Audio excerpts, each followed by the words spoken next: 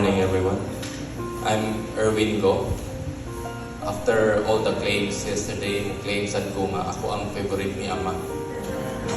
Among the grandchildren-in-law lang sa Philip Tanan. Remembering Ama.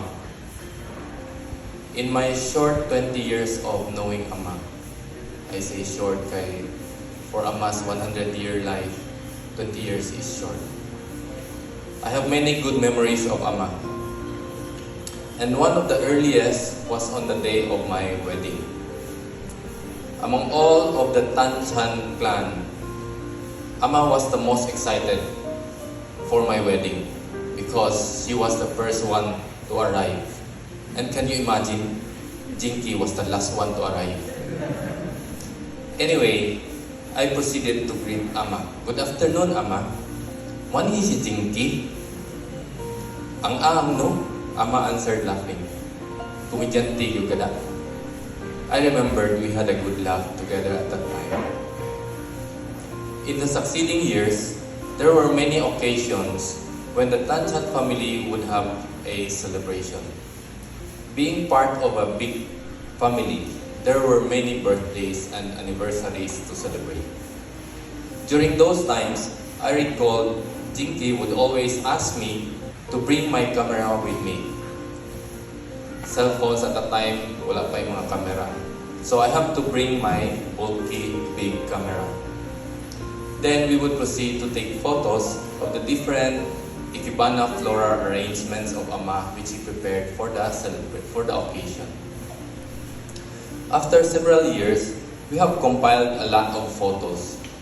So Jinky decided to print a photo book of Ama's floral arrangement over the years. All the photos would actually span 4 decades.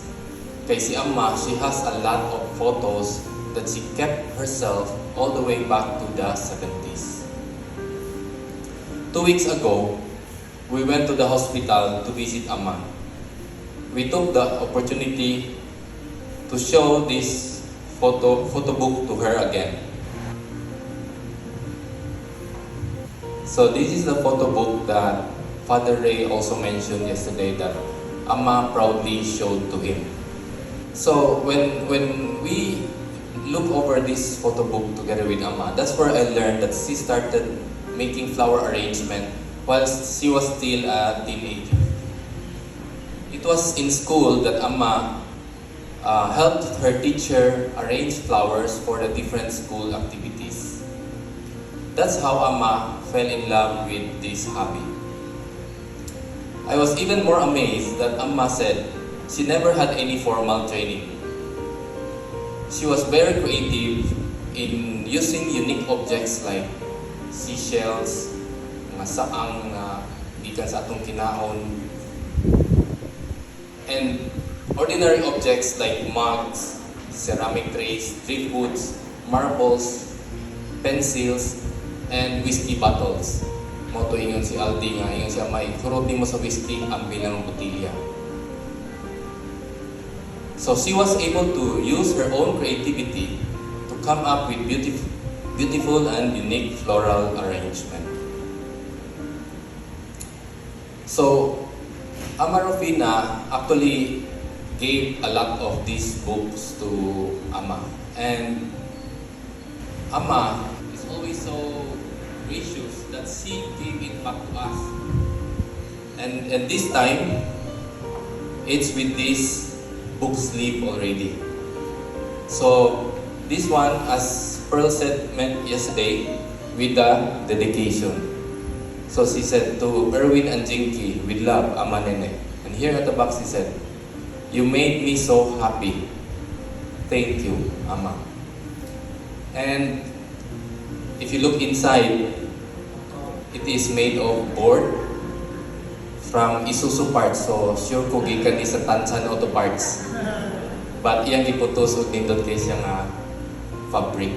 Okay, so this is handmade by Ama. And to make the book even more special, naay dedication niya, handwritten. Allow me to read. My dearest grandchildren, Erwin and Jinky, thanks a lot for making my dream come to reality. It took me years to wait to compile my work of love, flower arrangement, in a way that it can be preserved, so that my grandchildren and great-grandchildren can see that they may know that I have a God-given talent and I'm still useful in the days of my life. Again, thank you for both of you, hoping you will have a pleasure in seeing, but also to remember me. I love you both, together with my great-grandchildren. God bless us. January 22, 2010, Ama Nene. So makita yun nato na Ama is always very gracious. He's always grateful for the little things that we do for her. Ama is also very skillful. I remember on the day of my daughter's baptism, Jinky showed me a beautiful baptismal dress for my daughter to wear. She told me that it was handmade by Ama. I was so impressed that at that time, I took a photo. I was fascinated with what she did because it was so beautiful and well made. In fact, nagamit yun sa tulo na mong anak. So maybe in the future na nakoy apo nga babae, magamit yapon to. More so, she was already in her 80s by that time. Knowing that Ama is very skilled in sewing, I asked a favor from her to make something for me. I asked her to make a pillowcase like this. This is not an ordinary pillowcase for me. This is my security pillowcase until now. Ever since I was a kid, I had a tanday with a pillowcase like this. By the time I was in college, the tanday itself was so beat up, I had to throw it away. But I kept the original pillowcase. Even after I got married. By that time, the pillowcase itself was so tattered already. So I asked Ama to make an exact copy with the same dimension and design. You will see that it's so dirty already because I use it every day. I would put it over my eyes when I go to sleep like this. And the dirty portion is where I will do this. This is very important for me, especially at a time when Jennifer doesn't want me to caress her smooth skin. She would say, "Irog diha, init kaayo." I would happily oblige and just use this pillowcase instead. Over the years, I have witnessed Ama as a creative, skillful, cheerful, grateful, and patient person.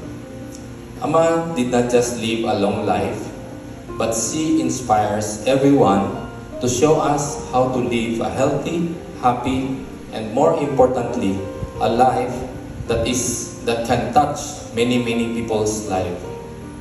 This was mentioned by the different fathers earlier. Ama's life is well lived, valuable to others, and definitely worth remembering. So that's why Dia Stan said yesterday to give Ama a standing ovation.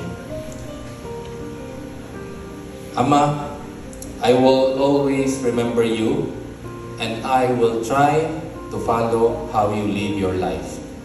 I'm just not sure if I can follow and live as long as you did. Ama, I know you're on your way to a better place already.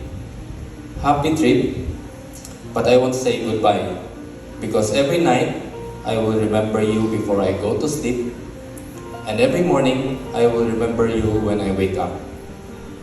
Thank you, Ama, for your help to give me a good night's sleep every day.